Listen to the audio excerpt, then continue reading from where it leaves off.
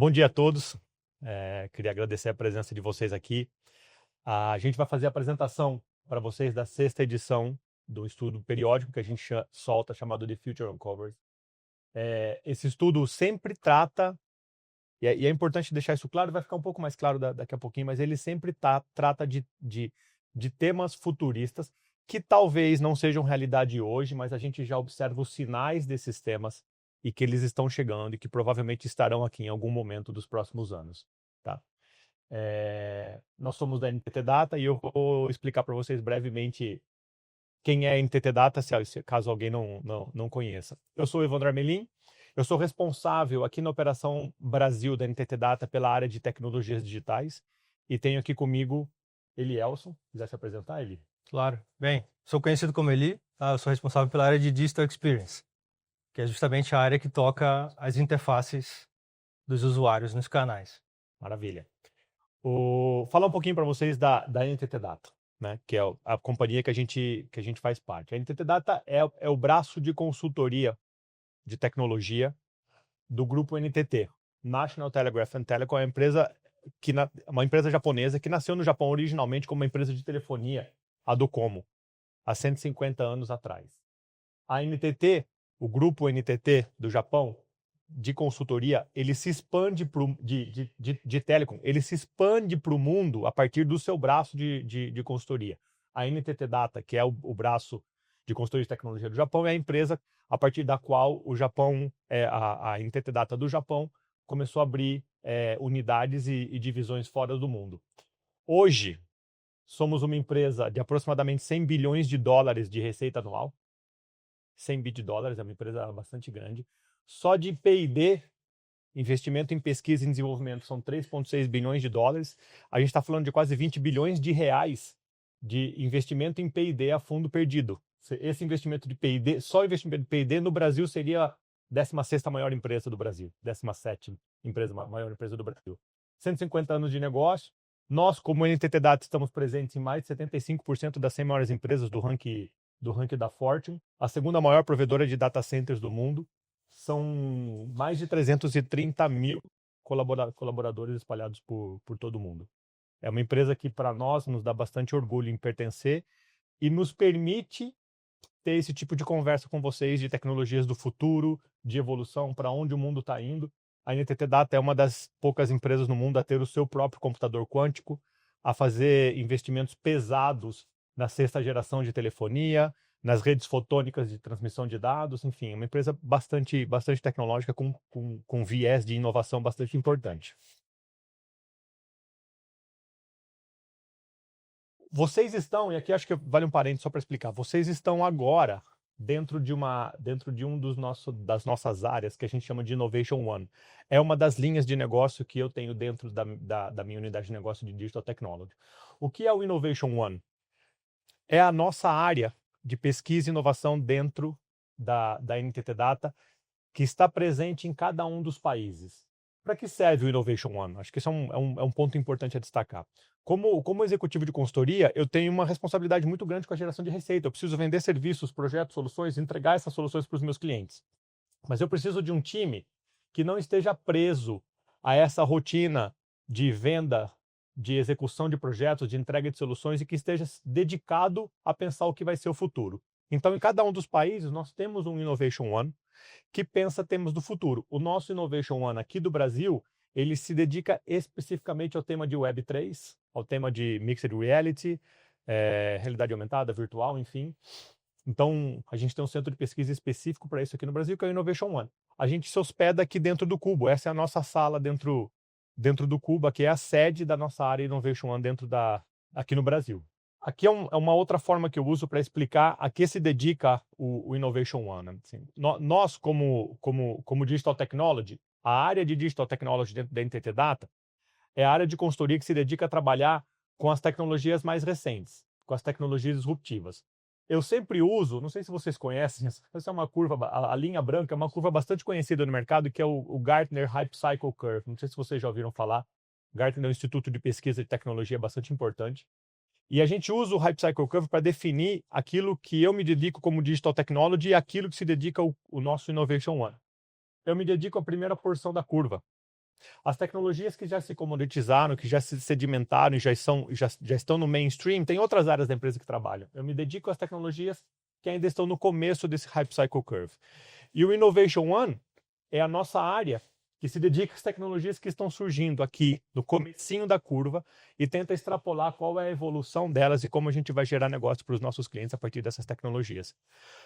O time que trabalha aqui nessa sala, eles estão pensando sobre tecnologias e produtos que ainda não estão disponíveis, que ainda não são uma realidade. Eu não tenho como levar as pesquisas que eu estou fazendo aqui dentro desse laboratório para os meus clientes e entregar para eles como soluções, porque talvez a tecnologia nem esteja pronta.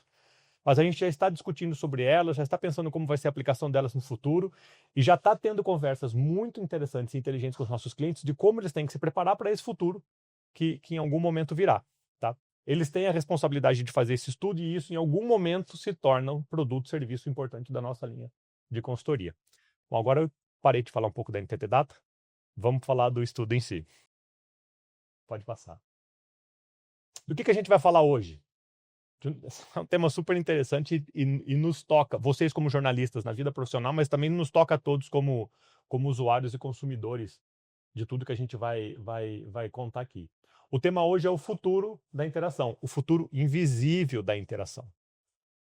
Para onde está caminhando a experiência que nós temos com os serviços, produtos e empresas das quais nós somos clientes, como que a gente usa os nossos devices hoje em dia para se comunicar com as pessoas, se comunicar com a família, com os nossos amigos, para comprar produtos, para comprar serviços, e qual é o futuro dessa interação, tá? Bom, vamos lá. Acho esse é um tema que para jornalistas eu não preciso explicar muito, né? Isso aqui acho que vocês entendem muito bem, né? A gente vive a economia da atenção. Todos nós, vocês, nós como consultoria, as marcas dos nossos clientes, todos nós estamos o tempo inteiro brigando pela atenção dos nossos usuários e dos nossos clientes. O tempo todo. É disso que se trata. Isso não está aqui, essa frase não está aqui porque eu quero falar com vocês sobre economia de atenção. A novidade não é economia da atenção. O que a gente quer falar com vocês hoje, e essa frase ela abre o speech por isso, é que a gente quer falar sobre a saturação desse modelo, sobre a exaustão da economia da atenção. Não é para cá que a gente vai caminhar. O modelo de interação, de relacionamento, onde a gente briga por segundos de atenção dos nossos clientes, dos nossos usuários finais, ele está num nível de saturação insustentável. A gente tem que evoluir para o próximo modelo. Qual é esse próximo modelo? É um pouco sobre isso que a gente vai falar aqui. Tá? Pode passar. Eu queria que vocês olhassem para essa imagem durante alguns segundos. Isso aqui parece uma distopia de ficção científica, né? Ou um set de filmagem, mas não é. Essa é uma imagem real de uma rua de uma grande metrópole. Isso aqui é a materialização do mercado digital. Tá? Acho que todos nós percebemos uma brutal redução das narrativas. Os textões longos, explicativos, detalhados, evoluíram para os vídeos de YouTube, que por sua vez também já estão um pouco demodé. Assim, o formato mais aceito hoje é algo que vai entre 15 e 60 segundos no máximo. Se a informação não cabe num Shorts ou num Reel, para o usuário moderno, essa informação praticamente não existe. É uma redução brutal do tamanho dos conteúdos. A atenção dos usuários, e agora não estou falando com jornalistas, eu estou falando com pessoas que são usuárias de redes sociais, enfim. A nossa atenção, a atenção do público, virou um recurso econômico. É quase um recurso geológico, como ouro, ferro, prata, que a gente minera do solo com os melhores recursos possíveis e a todo custo. Os algoritmos das redes sociais, eles não estão preocupados, os algoritmos de forma geral, eles não estão preocupados na melhor informação ou no melhor benefício para o usuário final. São máquinas de mineração poderosíssimas para capturar segundos de atenção. E posso dizer para vocês, a gente não consegue combater pessoalmente a gente não consegue ir contra, é muito difícil. E o nosso presente está sendo substituído pelo registro. O que essa frase quer dizer? A gente está substituindo a vivência do presente pelo registro do presente. A gente tem estado cada vez menos preocupado em viver realmente o que está acontecendo e mais preocupado em registrar aquilo que está acontecendo, porque no limite, se não foi postado, não aconteceu. Esse é um pouco dos sinais. O estudo trata, e eu convido vocês a entrarem no detalhe, mas assim, o estudo trata muito bem desses 3 sintomas que a gente percebe e que são uma das principais razões pelas quais eu digo, a gente está vivendo um momento, ou está vivendo ou vai viver, no futuro breve, um momento de disrupção dessa economia da atenção. Esse modelo tende a se exaurir e a gente precisa procurar algo diferente. Tem um impacto, acho que vale ressaltar nesse ponto, Evandro, que, né, como a gente comentou, somos uma consultoria, né? Eu cuido da área de User Experience, somos 300 pessoas e mais de 20 clientes, e os nossos clientes, como bancos e telecoms e seguradoras, têm a mesma percepção sobre esse assunto e querem, às vezes, usar os mesmos instrumentos para atrair novos clientes para eles, né? Mais novos usuários. Então, quando você pega um banco, sei lá, sem citar nomes, né? Sem citar nomes. Que quer usar stories para falar sobre crédito para o usuário que entra, e a gente monitora isso e mede, como o Evandro comentou, todos os aspectos de quem clicou, quem não clicou, quem clicou errado, sabe, se a pessoa tentou fazer pinça, tudo isso é monitorado, né, em todos os aplicativos e sites que a gente faz. Nós percebemos que a linha de conversão não segue a mesma lógica. Uma coisa é você ficar no TikTok vendo vídeo 4 horas seguidas, no domingo de manhã, sei lá, espero que nenhum de vocês faça isso. Outra coisa é você ficar dentro de um aplicativo de um banco vendo histórias de crédito, né? Então a lógica acaba seguindo outro caminho. Mas ainda assim as empresas têm testado esse modelo. Então vou fazer um banner para enviar uma campanha para alguém no e-mail ou no WhatsApp, que é o novo grande canal, né, do momento. O que eu escrevo no banner para chamar atenção? Que influencer eu coloco, né? A gente teve vários casos aí com influencers diferentes. E nós temos usado aí a tecnologia de personas sintéticas, né? Ou seja, uma simulação digital de um cliente, para ver se isso vai ter aderência ou não. E não, acho que a forma mais resumida aqui, para não entrar em muitos detalhes de setores, não segue a mesma lógica. Então, como é que a gente segue essa tendência, que é o comportamento que nos está sendo praticamente imposto como usuários dentro das empresas? Só fazer um comentário. A gente vai intercalando, a gente vai complementando um ao outro, e eu queria pedir a mesma coisa para vocês. Se vocês tiverem dúvida ou comentário, podem levantar a mão e fazer a qualquer momento, a gente não precisa deixar para o final. Tá? Só voltando àquela analogia que eu fiz da mineração, assim como acontece na mineração de recursos geológicos, que a cada dia fica mais caro o recurso que você extrai, porque ele provavelmente está mais fundo, ou está mais difícil de extrair. A cada dia está mais caro e mais difícil atrair a atenção do usuário final. Esse custo está se tornando astronômico. Os segundos de atenção que as nossas empresas, vocês ou todos precisam do usuário final, ele está ficando cada dia mais difícil. Ele é cada dia mais caro de obter. Por isso que é um modelo próximo da exaustão. Tem um termo para isso, né, que é o content shock. Não sei se vocês já viram esse termo, mas assim, em qual momento que o custo de produzir um conteúdo vai igualar ao benefício dele, ou até ultrapassar, né? Vai nessa direção também. Então, a lógica aqui hoje nós vivemos vemos o mundo através de um cristal, né, dando continuidade aqui à sequência. Muitas horas de interação e uma interação mediada, que eu acho que vem um pouco ao que você acabou de falar do show ali. Se ao invés de viver eu filmo, então quem assiste está vendo o quê, né? A realidade ou uma maquiagem, e qual que é o impacto disso nas empresas. Então, legal, começando aqui o panorama, né, dos assuntos que nós vemos como maior possibilidade de serem executados no futuro. Tá? Acho que eu vou para esse lado aqui, né? Acho que eu vou na frente da turma aqui. Eu troco com você. Primeira questão de elementos que nós já temos à mão, né? E você vê que não tem celular aqui, né? Tem AirPods. Todo mundo usa, né? Só olhar na rua e tal. Tem usos muito interessantes para ele. Os Smart Glasses, que também já existem há algum tempo e continuam em processo de evolução, e tem N detalhes aqui que a gente vai comentar a respeito deles. Os AI Pins são pequenos dispositivos, tipo o filme o Her, da Scarlett Johansson. você põe no bolso e ele vê o mundo e tal, a gente vai comentar também. A parte dos robôs, interface robótica aí já está ficando viável financeiramente, né, para todo mundo. Não sei se para todo mundo, mas está o preço de um carro, né, um robô. Então, vai ser barato um dia. Né? Vai ficar mais barato. Teremos nossos robôs. E o Neuralink, que é o nosso último ponto de vista aqui, como possibilidade de interfaces que substituirão as telas. E quem manda a largada já? O Neuralink, que até pouco tempo atrás era algo completamente futurista, era de filme de ficção, já é realidade. Já é uma realidade, sim. Quando a gente chegar no tema, vocês vão ver a foto de um caso real, que foi publicado acho que é The Morning Show, acho que é um programa americano, que saiu uma entrevista do cara que recebeu o primeiro implante. É isso. E até mesmo no AirPods, né? E entrando aqui no Now, né? Hoje, não sei se vocês usam dessa forma, mas um chat GPT tem a possibilidade de você interagir por voz, né? Você consegue ouvir. Eu, particularmente, ouço livros, vou para academia, vou ouvindo livro e tal.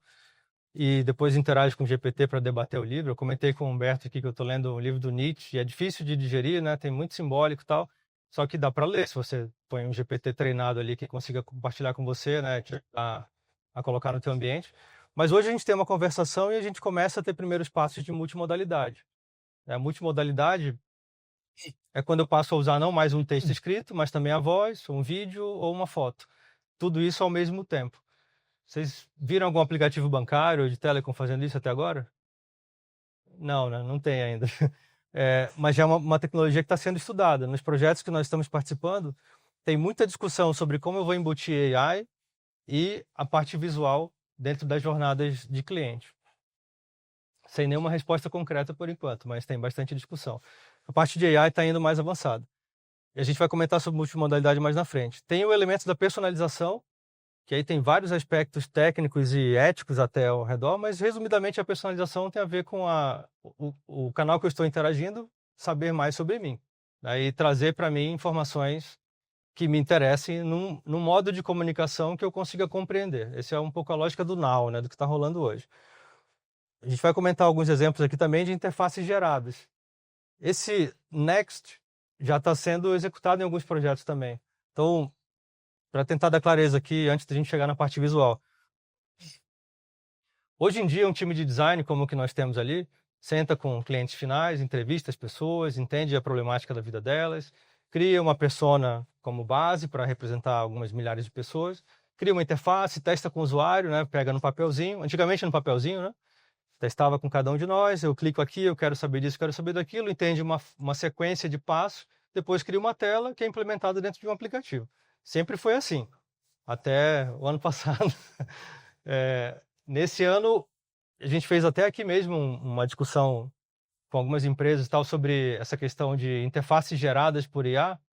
O Evan estava também, eu fiquei meio assustado, porque o time inteiro de design já estava trabalhando com isso.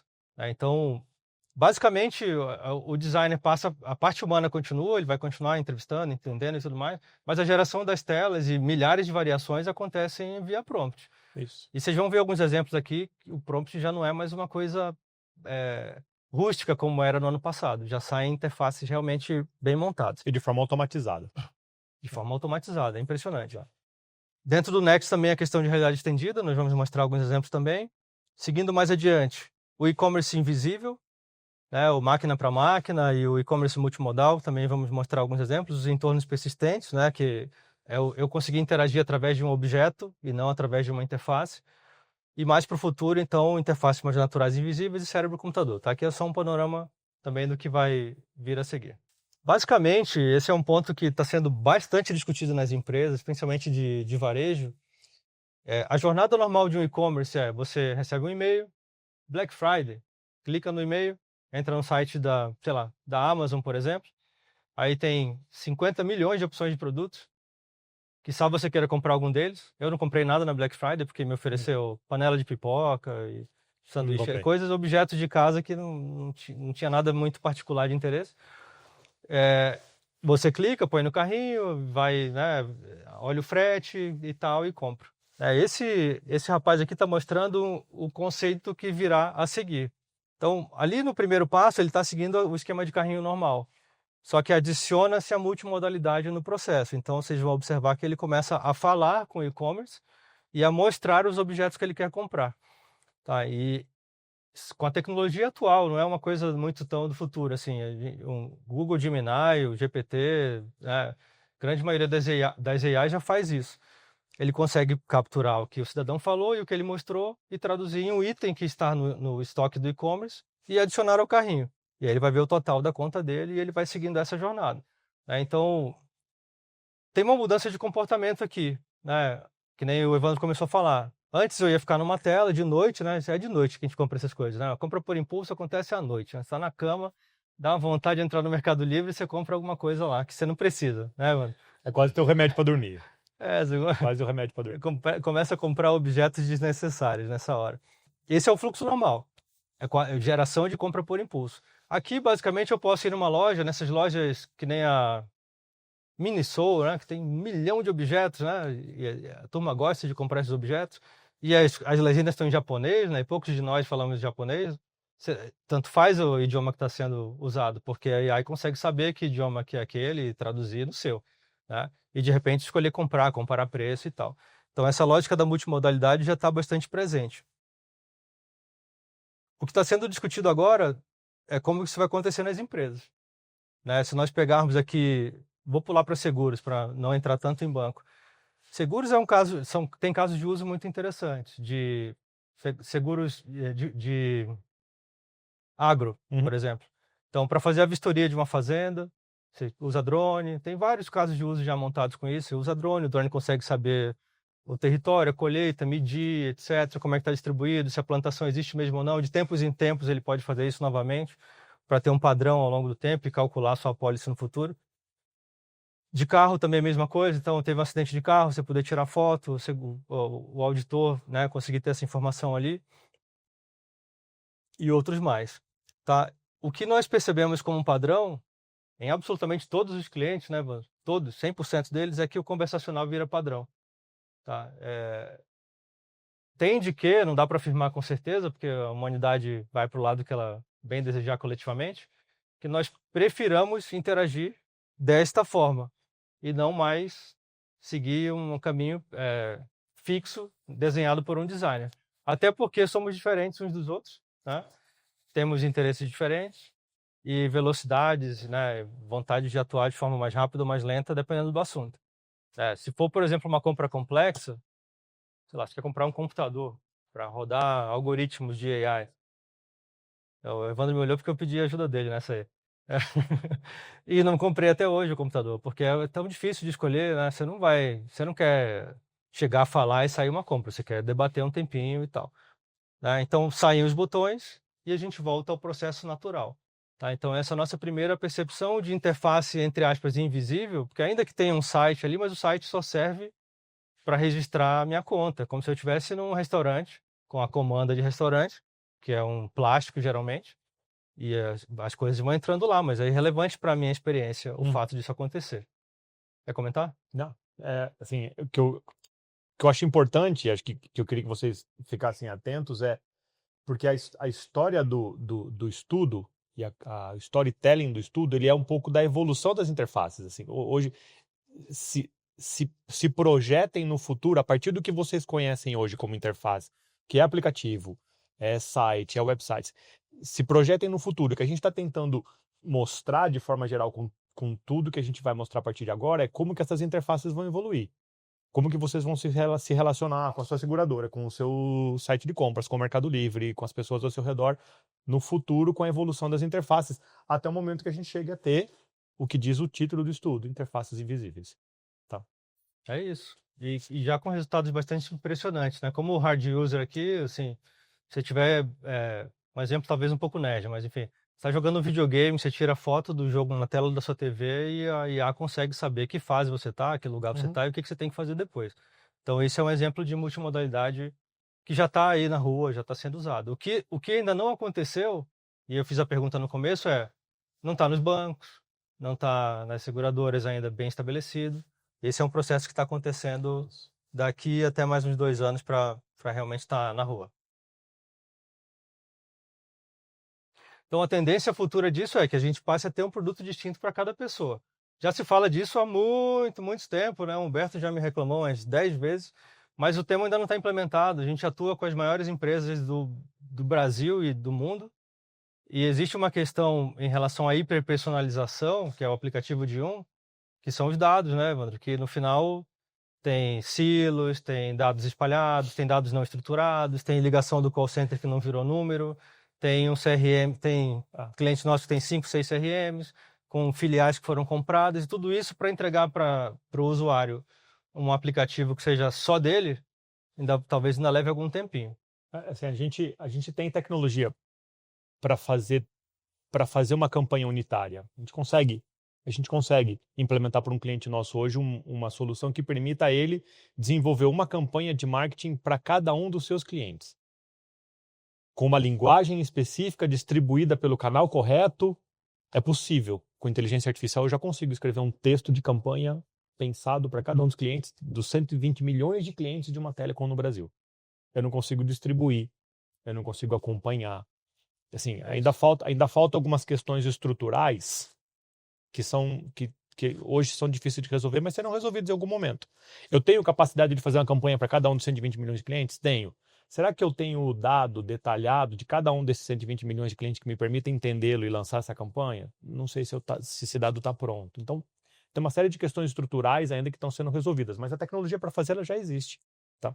Tem um projeto em andamento com uma empresa de mídia, né, que você está participando com a gente lá, que basicamente nós entendemos essa produção de conteúdo que o Evandro comentou, então pegar toda a grade da mídia, traduzir isso em conteúdos a serem enviados para os usuários, para que eles entrem numa plataforma, com imagens montadas ou ajustadas para cada perfil definido.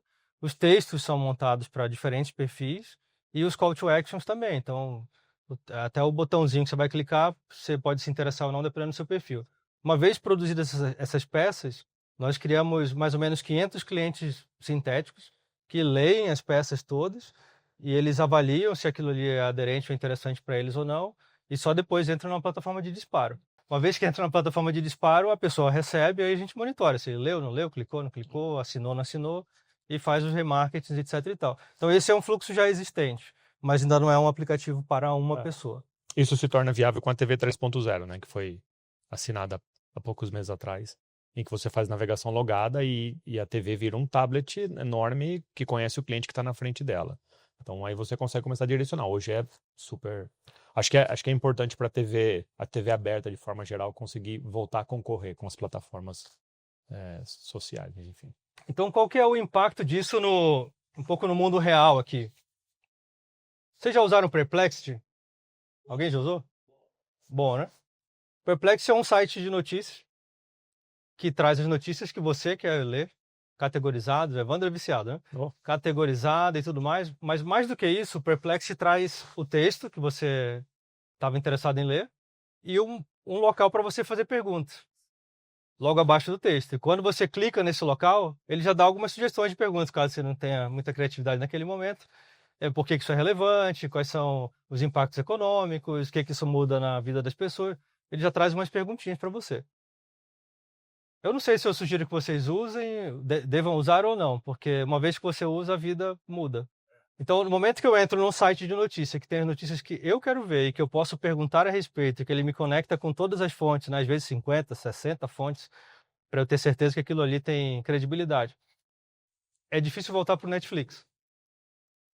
Que aí você entra no Netflix, é uma locadora de vídeo virtual, né? Você tem N filmes, você navega em filmes que você já viu, como era na locadora. Então, uma vez que você volta a entrar depois do Perplexity, a sensação é estranha, parece assim, que você não está tendo um atendimento personalizado, né? E de fato não está, né? Esse foi um dos insights mais duros que eu tive recentemente, quando eu percebi que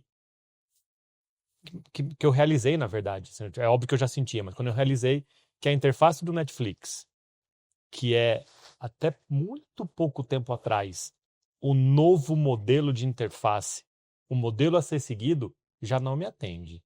Eu já não gosto mais de navegar no Netflix. Quando surgiu era tipo, chegou e parou aqui, melhor que isso não dá para ser. Já me chateia. Não gosto de navegar no Netflix, assim. Se eu tenho alguma coisa que eu quero assistir, vou lá pro culto. Se eu não tenho, eu não fico ali. Você não acha que você quer, né? Você não acha, assim, são 800 milhões de... Tá. Mas você vê que a expectativa muda muito rapidamente, né? Até, sei lá, ano passado tava tudo bem, né? Agora não tá mais. Tá, então, a linha de trabalho... Aqui tem um exemplo, né, do Perplexity, né, e outras opções aqui. Mas como é que as empresas estão começando a pensar nisso? Porque isso aqui é uma interface invisível, não é mais o site, o aplicativo do Banco X que está aqui dentro. Hoje em dia nós já estamos fazendo projetos do que chama GEO, que é Generative Engine Optimization, que substitui a otimização de motor de busca, que nós fazíamos muito antigamente. Então a gente criava um site, escrevia conteúdo para vários públicos e ele era ranqueado no Google, né? Agora, o próprio Google já não está mais dando prioridade para esse modelo, né? Você vai no Google e pergunta alguma coisa, vem um textinho feito por IA primeiro. Se você tiver muito afim, aí você lê embaixo. Se não, se você quiser aprofundar, no próprio textinho tem um link, né? Para você cair na página certa e você... Só que quando você entra na página, não tem esse chat aqui. Você fica ansioso, né? Porque eu vou ter que ler tudo que está na página mesmo. Não, vou Será ter que procurar. Tem que procurar. Você tem que rolar, achar. Então, a lógica do que tem acontecido já, e isso é um elemento de interface invisível na nossa perspectiva, clientes grandes nossos têm pedido que nós criemos conteúdos, que é da Agent Web, que não aparecem para o usuário final, mas são lidos apenas por agentes de inteligência artificial. E esse conteúdo é o que vai servir para que o site do Banco X apareça dentro do GPT, dentro do Gemini e etc. Tá, então é um shift muito rápido, né, Evandro? Que nós tínhamos ali vários projetos de SEO, né, para otimizar no Google e de repente não tem mais. Mudou, né? E claro, empresa comprando empresa, tem vários detalhes ali de como isso está acontecendo na prática. Tá, então os nossos clientes aqui, seguradoras e bancos principalmente, estão trabalhando pesado para serem encontradas no ChatGPT agora e não mais trazer o usuário para o seu site. O texto da empresa vai aparecer tal qual o usuário está pedindo. Então, aqui é um lugar que é mais fácil da gente personalizar do que traduzir todos os dados de todos os clientes. Tá? Aqui é uma personalização direto na interface. Tá?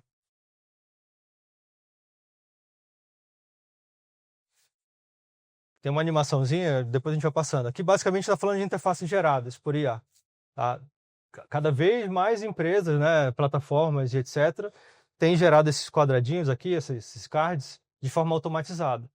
Porque do mesmo jeito que nós falamos da Netflix, sei lá, no mundo empresarial, né, eu quero falar sobre vendas, faturamento, ou sobre pessoas, estrutura. Cada vez eu quero falar de um assunto e cada vez eu quero olhar de um jeito.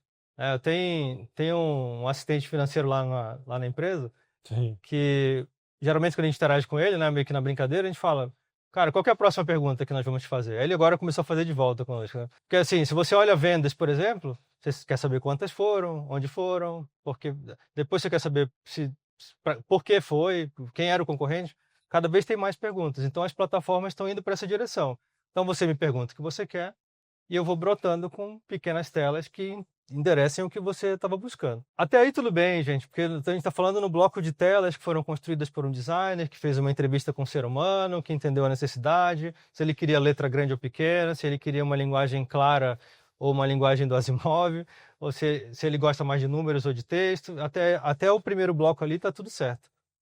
Essa tela aqui foi gerada no Figma Make, que é uma plataforma da Figma, que é a mais famosa aí do mundo de design, criada com um prompt. Não só essa tela, pode clicar nas demais, como todas as demais que foram mostradas aqui. Então, qual que é o trabalho dos times de design agora? Se não mais constituir o desenho das experiências. Tá? Esse é o grande desafio que nós temos percebido. Não é uma interface invisível, mas também não é mais uma interface planejada. Então, o time passa a trabalhar com componentes, né, com blocos de interação, que serão chamados pelas IAs, sei lá de onde, né, do banco e etc., de acordo com a necessidade do usuário. Tá? Então, tem sido relativamente comum que apareçam janelinhas de chat por aqui e acolá, embora eu acho que não é a forma mais elegante de fazer, né? E tá exagerado. Você pode muito bem clicar opções de investimento, né? Eu quero fazer um investimento no banco. Poxa, as 3 opções para você sugeridas são essas, não custa nada, não precisa ficar digitando, né? Cliquei nessa aqui, aparece uma página, quero saber mais. Então aí pode ter um chat para perguntar mais, ou por áudio, né? Então tem sido debatido muito isso, tá? Então as interfaces se tornam líquidas. Então, o paradigma continua em mudança. Quem sabe a gente possa fazer isso no Netflix logo, né? Uhum. Vai ser bom. As regras substituem os wireframes. Então, o trabalho de design de interação para os próximos passos já não vai ser mais sobre definir as regras exatamente, os passos e tal. E cada pessoa vê um layout distinto. Tá no radar de vocês essa coisa de Figma Make? De geração de telas automaticamente, etc? Sim. Antigamente, projetos, né, de design, incluindo pesquisa e geração de telas, levavam 8 meses. Né? Atualmente, tem projetos levando 1 mês, até menos. Em 8 meses, você já iterou o produto várias vezes. Né? Isso é um grau de velocidade um pouco assustador. Pode seguir, Tom. Bom, aqui, esse é um ponto, eu particularmente gosto bastante. Deixa eu ficar desse lado aqui, Eli. O que vocês estão vendo na tela é a foto de um óculos, né? De imersão. Assim. Eu acho que é quase impossível vocês olharem para um óculos desse e talvez não lembrarem do tema do metaverso, que a gente falou bastante, muito exageradamente alguns anos atrás, e de repente o tema sumiu. Eu queria começar fazendo uma diferenciação. A gente vai falar de mixed reality aqui, e não de metaverso. E qual é a diferença básica, assim, em poucas palavras, do que era o metaverso e do que é o mixed reality? De uma forma simples, o metaverso tentava criar uma fuga da realidade para nos colocar num ambiente que era completamente virtual, um ambiente 100% virtual e digital. O Mixed Reality não faz isso. O Mixed Reality coloca componentes digitais e virtuais na nossa realidade real. Mistura esses dois mundos, digitais e reais, para tentar criar uma interface nossa com o mundo muito mais rica e que a gente consiga fazer, tem uma frase que eu gosto muito, que as interfaces sejam o nosso habitat. O seu habitat, no fim do dia, é a sua interface. Você não tem mais menus de um aplicativo, índices de produtos ou fotos de produtos que você tem que clicar. A navegação acontece dentro do seu habitat, onde você está. Voltando à foto do óculos, os óculos ainda são grandes, são difíceis de usar, são uns trambolhos, assim, dependendo do óculos, de uma pessoa para outra tem que ir calibrado, não é fácil. Mas a tecnologia está evoluindo e vai evoluir rápido. Em algum momento, talvez a gente esteja, isso eu falo um pouco no próximo slide, em algum momento talvez a gente esteja com lentes de contato que te permitem essa imersão. Então vocês vão estar aqui na tela, ou vão estar num supermercado, ou vão estar dentro do escritório, da edição onde vocês trabalham, e vocês vão estar imersos numa realidade aumentada, com componentes digitais e virtuais ao redor de vocês. Tá?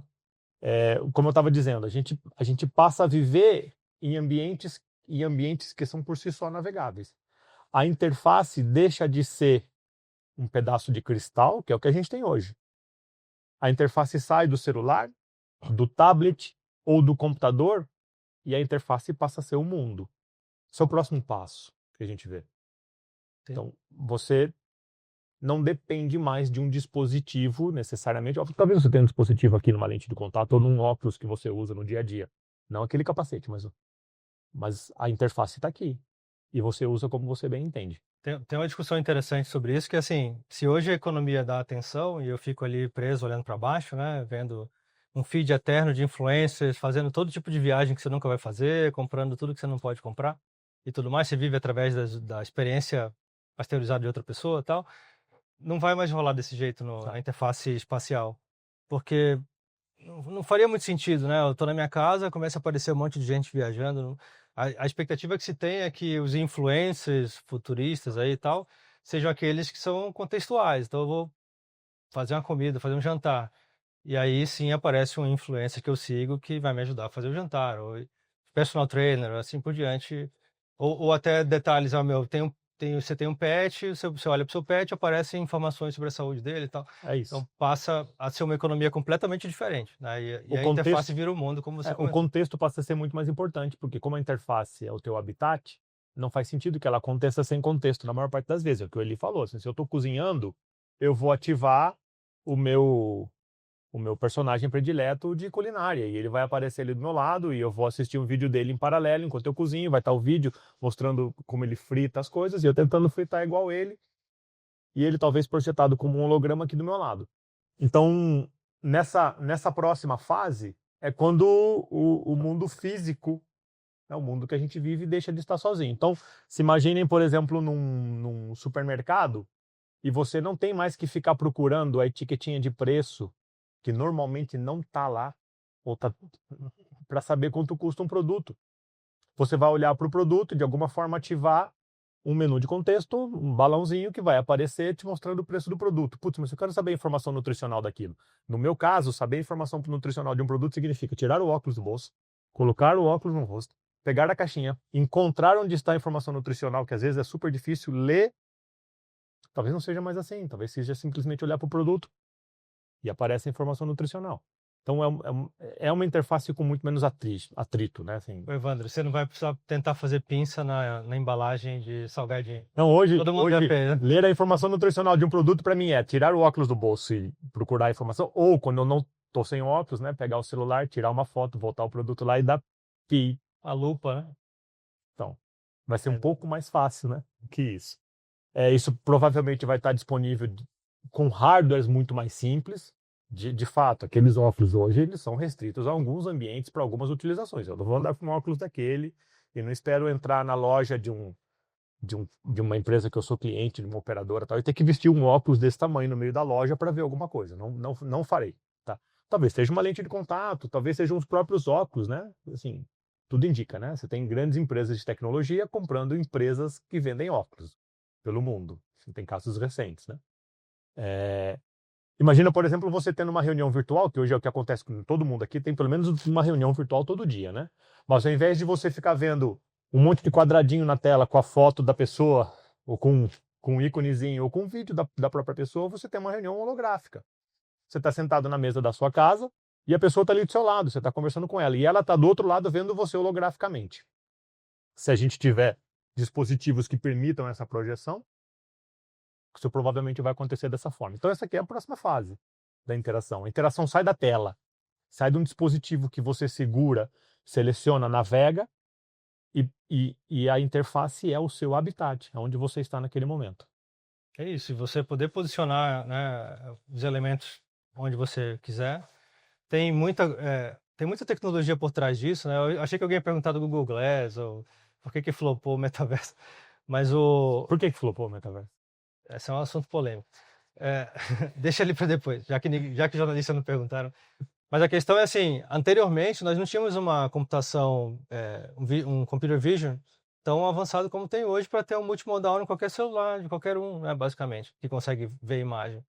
Nós temos também a IA espacial hoje em dia, né, que permite, nos iPhones aí todo mundo já faz, ele mapeia com, né, o ambiente onde você está, sabe onde tem mesa, isso aí já está no celular, você consegue fazer um mapa da sua casa. E já tem alguns usos, por exemplo, esse é um uso que eu faço constantemente quando eu estou viajando, principalmente. O Google Maps já tem essa funcionalidade há algum tempo, que você ativa para rotas a pé a realidade aumentada. Não sei se vocês já usaram. Então você determina uma rota, você diz que é uma rota a pé, você filma o lugar que você está para ele entender, e aí ele fala, não fique segurando o celular porque você pode ser atropelado, mas se você segurar o celular, ele vai te mostrando com traços projetados na imagem real de onde você está o caminho.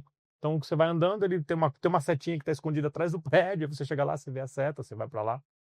Já existe, já é realidade. Esse elemento do Dash Smart Shelf, né, da Amazon, antigamente era o Dash Button. Era o Dash Button. Eu super apostava que o Dash Button ia ser a grande vedete. O conceito técnico aqui, de caso de uso, para todo mundo entender, estamos falando de um dispositivo físico mesmo, né, do mundo que nós acreditamos estar, né, aqui, nesse local, e que ele sofre alguma influência, como nesse exemplo, de tirar os copinhos de café, e ele dispara um gatilho na internet, por exemplo, para comprar mais café. Tá? Esse é um elemento do IoT, né, que a gente entende que agora tem uma grande mudança de cenário. Vocês devem ter ouvido um monte de apresentações aí sobre Agentic AI. Deve estar até saturado já, né, se duvidar. Mas o Agentic AI permite que eu crie pequenos robôs virtuais que façam partes de uma missão, né? Então fica mais prático para hoje em dia uma domótica, né, que foi meu tema de TCC na faculdade, domótica, né, a automatização residencial, você conseguir perceber as correlações entre o dash button do final do café, a geladeira, a entrada na porta, filmar quem está entrando. Vocês talvez tenham visto aí um lançamento que o Google fez, acho que, sei lá, uns 6 anos atrás, que era o... Não era Google Moments, era... Eu esqueci a última palavra. Que ficava uma câmera fixa na sua casa, filmando o tempo inteiro, e quando ele percebesse que tinha um sorriso, aquele momento que vem a criancinha correndo, você levanta e tudo mais, ele tirava foto. Você lembra do nome, Humberto? E eu achei o máximo, eu falei, nossa, eu quero um aqui agora, né? Tá vendo um filme, dá uma risada, aquele momento espontâneo, e não aquela coisa de selfie, Instagram, né? Ir num templo no Japão e tirar selfie, né? Ao invés de curtir o momento, né? Poderia até os lugares físicos venderem essa foto, né? Seria mais natural. Mas hoje em dia, com essa questão da IA tendo avançado, nós conseguimos cruzar sensores. Então, nós acreditamos que esse elemento aqui vai me permitir não só ser uma balança de precisão que percebe que eu tirei um copinho, como tem aí no self-checkout dos mercados, né, a balancinha, mas que isso consiga me permitir conversar com o aplicativo, conectar com outros inputs, e ele sozinho consiga me permitir ter uma interação mais fluida. E o termo M2M, né, que é Machine to Machine, que eu acho que é a interface definitiva, né, é o momento em que eu tenho um agente, que pode ser que será uma máquina, que vai tomar decisões de compra por mim. Tá? Então, basicamente, essa percepção nós entendemos que é uma das etapas das interfaces invisíveis. Tá? Essa é uma interface visível e automática, que você tem, de alguma forma, dispositivos na sua casa fazendo compra para você de acordo com o seu costume de consumo. Isso aí, essas compras são feitas automaticamente. E aí entra o conceito de M2M que ele explicou e dos agentes. Para dar um exemplo bem simples, imagine que você chega em casa, você tem Alexa e você diz, compra café. Eu tomo muito café. E meu café em grãos sempre acaba. E eu tivesse uma Alexa e dissesse para ela assim, compra café em grãos do tipo tal, por favor.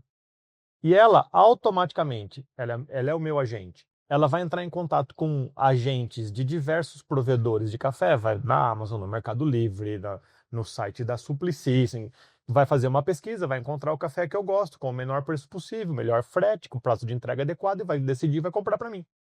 E eu só pedi para ela, compra o meu café.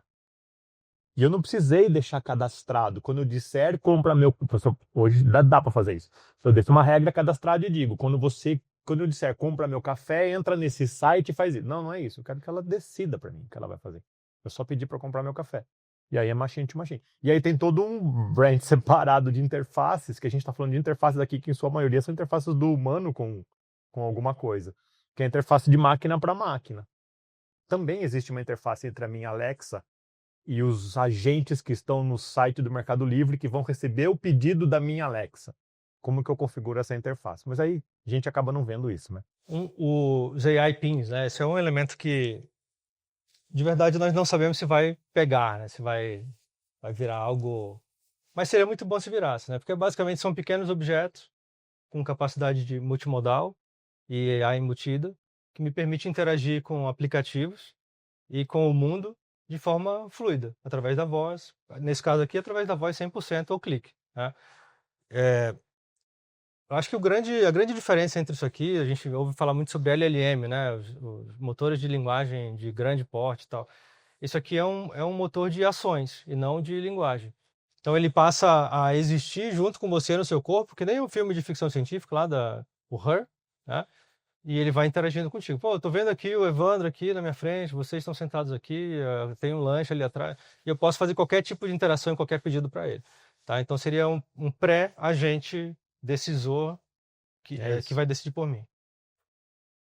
Mas sim, poderia ser um celular. Desde que ele tenha esse tipo de sistema operacional, poderia ser.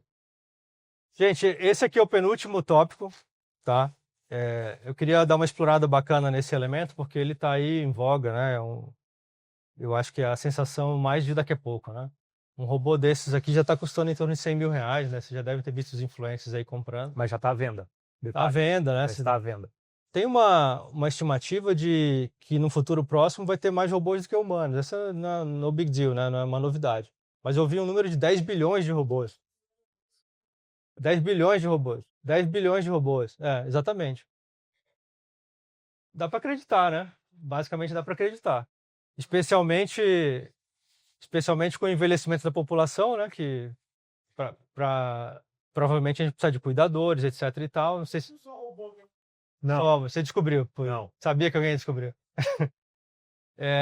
Então, qual que é a lógica dos robôs do que compensa comentar com vocês? Vocês já sabem que eles estão aprendendo a fazer comida, a dobrar roupa.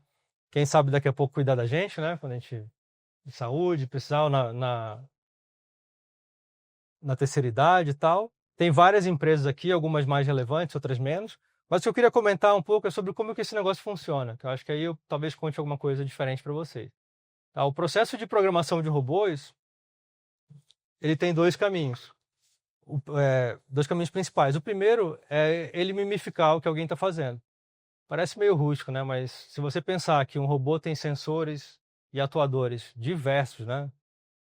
Centenas de sensores, e alguém tiver com um ser humano estiver mexendo por ele, durante alguns dias ele vai obedecer. Alguns dias depois ele aprende aquele modelo de movimentação e passa a se movimentar sozinho. Esse é o elemento mais, talvez não tão legal. O segundo é mais interessante, que é a aprendizagem por reforço. Esse a gente adora, né, Evandro? É isso aí. O exemplo mais clássico, antes de entrar no Techniquez, assim, vocês já viram aqueles vídeos que tem um jogo do Mario, que ele fica jogando sozinho? Já viram isso? O jogo do Mario todo mundo conhece, né? Do cogumelo, tal, tal. Se vocês procurarem na internet aprendizagem por reforço, tem infinitos milhares e milhares de vídeos em que tem um Mariozinho lá no início da tela e ele fica parado. Aí vai passando as gerações. Tentativa 1, 2, tentativa 10.000 e ele lá parado. Aí daqui a pouco ele descobre que ele tem que ir para trás. Aí ele volta para sair do jogo. Aí fica... E o jogo para trás dele. Aí 10.000 gerações passaram, né? Aí um dia ele fala, pô, eu não tô ganhando ponto aqui. Ele vira de volta pro outro lado e dá um passo para frente. Aí ele encontra aquele primeiro túnel, né? Que ele teria que pular. E não consegue pular, passa mais 10.000 rodadas. E depois de algumas milhares de rodadas, ele joga perfeitamente esse jogo, entrega a fase e vai aprendendo das próximas. Isso é aprendizagem por reforço. Então, basicamente, eu coloco uma IA sozinha no ambiente que ela tem um input, que é quantos pontos ela fez a partir das ações que ela decidiu fazer. Num jogo do Mario, que é mais simples, ele pode ir para a esquerda, para a direita, para cima, pular, né? Só, né? Não tem... Para cima não pode, né? Esquerda, direita ou pular. Só tem essas três opções. E ele gasta algumas milhares de gerações para fazer. Quando a gente fala de um robô, a lógica é a mesma. Só que a quantidade de ações possíveis é muito maior. Mas tem, se vocês tiverem curiosidade, tem vídeos na internet mostrando o processo de treinamento de robôs. E assim, só para dar um exemplo. Quando você vê aqueles braços robóticos fazendo operações dentro de uma linha de produção de carro e ele vai e faz uma solda no local exato da solda, aquilo teve uma programação enorme por trás de alguém que programou cada movimento de cada articulação daquele braço, milímetro por milímetro, para que a ponta chegue no local exato e ele faça a solda. Isso é uma forma de fazer, é como a gente fazia até então. Tem alguns vídeos que mostram os treinamentos de robô hoje em dia, e que o mais simplesinho é que o cara pega uma caixa, tem um braço robótico aqui, dentro da caixa ele coloca uma bolinha, um copo do lado de fora, e o braço tem que colocar a bolinha, tem que pegar a bolinha da caixa e pôr no copo. Você pode fazer isso de várias formas. Eu posso programar cada movimento do robô para pegar a bolinha por lá, eu posso fazer como ele falou. Eu coloco uma inteligência artificial que premia ou dá pontos ou tira pontos do braço a cada vez que ele faz alguma coisa melhor. E ele, na primeira interação, ele faz assim. Fica no final. Na segunda, em algum momento ele começa a pegar a bolinha, em algum momento ele entende, e a IA vai premiando. Depois de algumas milhões de interações, ele está fazendo o movimento perfeito de pegar a bolinha e pôr no copo. E eu não precisei dizer nada para ele, não precisei fazer nenhuma programação nele de movimentação para que ele coloque a bolinha no copo. Eu acho que é isso, em termos de utilidade, né? O que a gente está falando aqui, vocês vão receber um robô na casa de vocês em algum momento, ele vai saber fazer algumas coisas, vocês vão querer que ele aprenda a fazer outras. A forma mais compreensível para nós, ao invés de deixar o robô tentando fazer igual o jogo do Mario, seria ensinar, né, através de mímica. Tem um aspecto interessante sobre isso, vocês já devem ter visto aqueles campeonatos de futebol de robôs. Todo mundo já viu isso, foi fundado em 97, por aí, o RoboCup. Daí ele tem o interesse, né, a aspiração de até 2050 aqueles robozinhos ganharem a Copa do Mundo. Se você entrar no site lá, você vai ver essa aspiração. Esse joguinho de futebol com robôs parece uma coisa de faculdade, né? E realmente são as principais faculdades do mundo que fazem isso. Mas ele permite que o robô sozinho, de forma autônoma, consiga interagir com o ambiente, interagir com outros jogadores, tentar alcançar um objetivo que é o gol, se ele for o cara que faz o gol. Né? Ele tem que conseguir cair, levantar, tem que saber onde é a parede, ele tem que aprender muita coisa sobre o mundo físico para conseguir executar isso. E não à toa, essa é a base da construção dos robôs atuais. Esse tipo de campeonato de futebol, né? Não só futebol, mas principalmente o futebol. Eu acho que o último elemento que vale a pena comentar aqui é o aspecto da agência do usuário, que a gente tem debatido muito na AI atual, mas que aqui fica mais grave.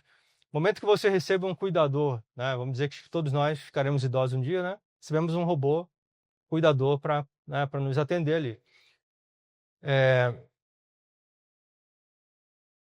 O que esse robô vai fazer conosco, né? Talvez ele vai dar banho, vai botar para dormir, vai dar o remédio, etc e tal. Na hora que ele vai dar o remédio, se você não quiser tomar, mas for essencial para sua vida, o que você prefere que o robô faça?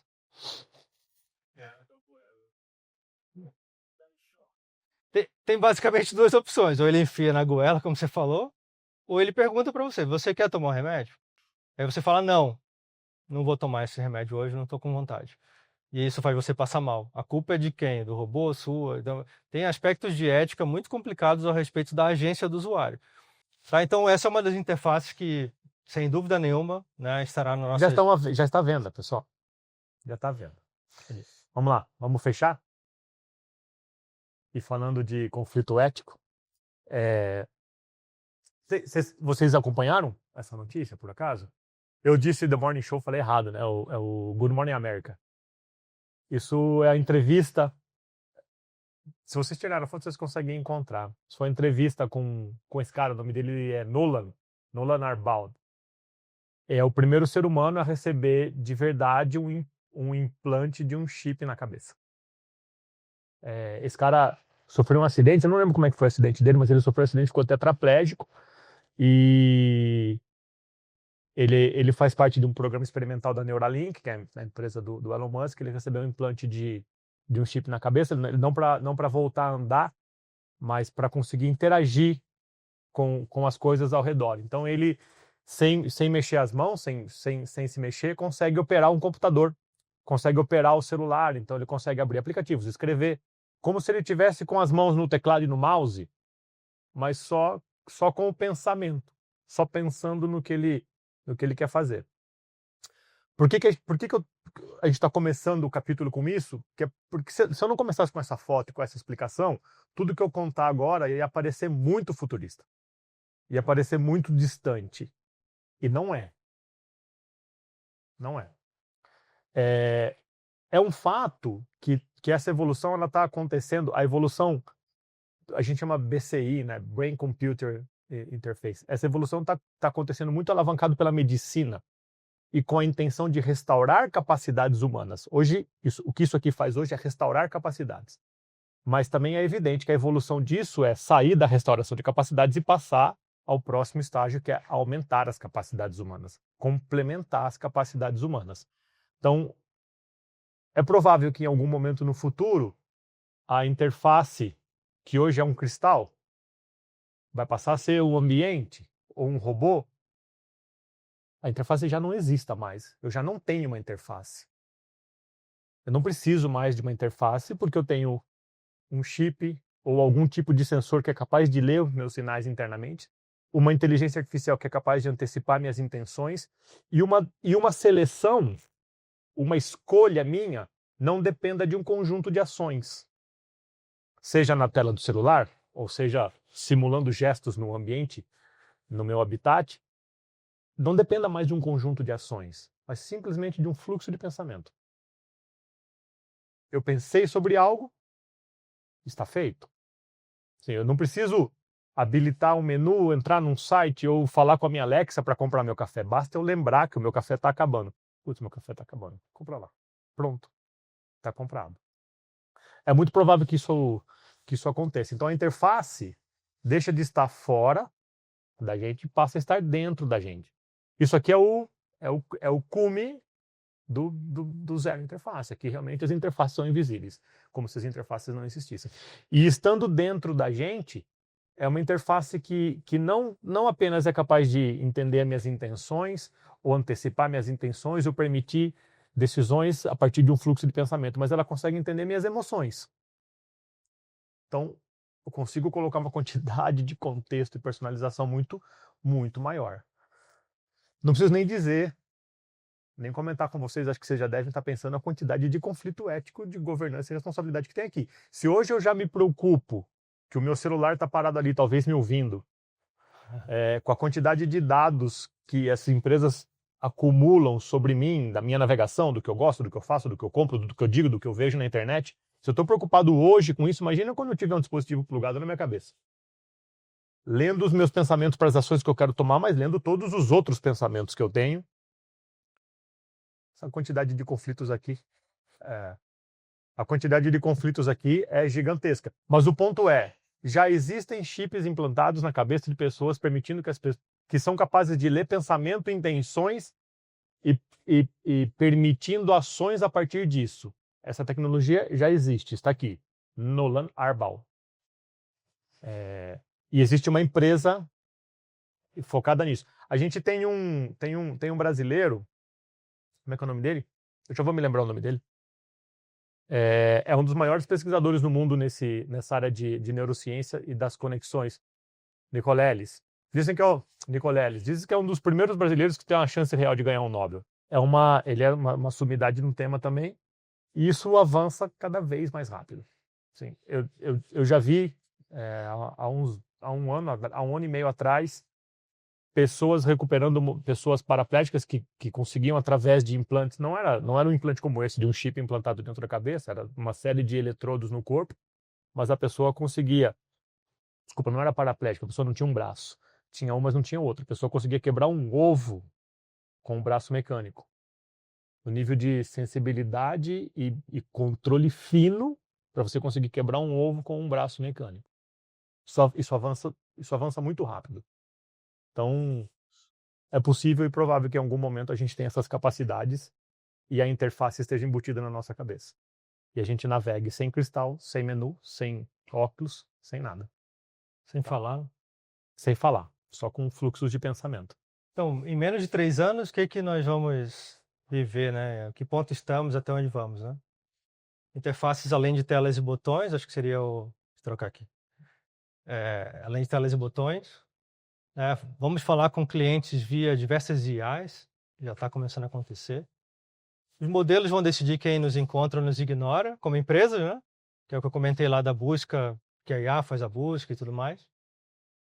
Pode ser que os dispositivos físicos, né, de IoT, como o Amazon Shelf, né, que pode parecer não tão interessante no momento, mas quando ele entra no ecossistema, ele pode decidir por mim alguma coisa.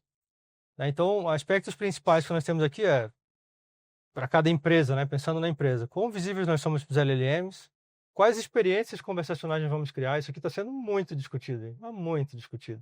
Apenas não poder citar os projetos, mas assim, tem projetos com equipes grandes de pesquisa, entrevistando e testando com pessoas para saber como é que vai ser a experiência conversacional. Quais são as estratégias que a gente precisa sobre dados e eu colocaria IA junto, né? E como eu vou segmentar meus clientes, que é o caso que a gente comentou sobre os grupos de pessoas e tal. Qual tipo de grupo aceita, como é que vai ser a experiência para cada um. Então, o desafio das construções de interfaces, né, para os próximos anos é muito maior do que nós tivemos no passado. Como eu comentei, era entrevistar, produzir, colocar no ar, e todo mundo era obrigado a seguir. Né? As interfaces do futuro são como se fosse um metrô que eu entro por qualquer porta, em qualquer estação, troco de lado. Então, existe uma pluralidade muito grande na forma que as interfaces serão construídas no futuro, tá? Incluindo interfaces visíveis, e espaciais e invisíveis.